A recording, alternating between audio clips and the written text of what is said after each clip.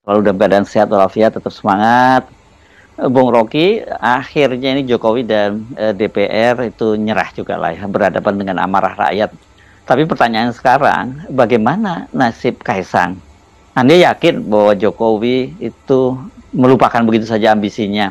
Jadi kalau gitu, kira-kira siasat apa lagi yang akan dilakukan oleh Jokowi?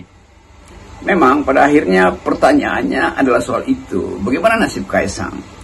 Kan putusan MK itu secara umum berlaku untuk semua pihak. Tetapi kita tahu bahwa fokus persoalan politiknya adalah keinginan Pak Jokowi untuk memungkinkan Kaisang itu jadi kandidat. Jadi atau bahkan kalau jadi kandidat pasti harus jadi gubernur, entah di DKI atau di Jawa Tengah.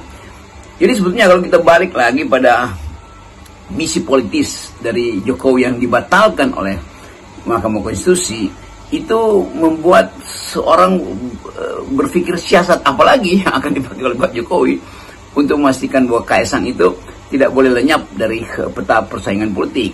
Kan itu dasarnya tuh. Nah karena itu kita balik lagi pada isu awalnya tuh. Setelah DPR membatalkan rencana untuk berkait dengan Mahkamah Konstitusi, atau dengan gampang kita ucapkan setelah Jokowi kalah di dalam pertandingan ini, ada masalah baru, yaitu bagaimana kimia antara Gerindra dan Pak Jokowi. Kan itu dasarnya, atau potensi Pak Prabowo bikin relasi baru dengan Pak Jokowi setelah Kaisang tidak bisa masuk di Jakarta, atau bahkan mungkin juga akan dihalangi di Jawa Tengah.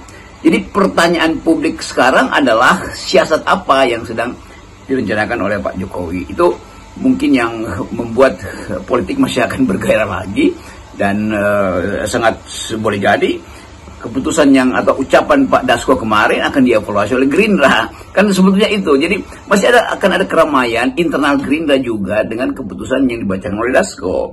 Dan tentu Dasko apapun dia tetap dapat sinyal dari Pak Prabowo untuk menghentikan proses perlawanan terhadap Mahkamah Konstitusi.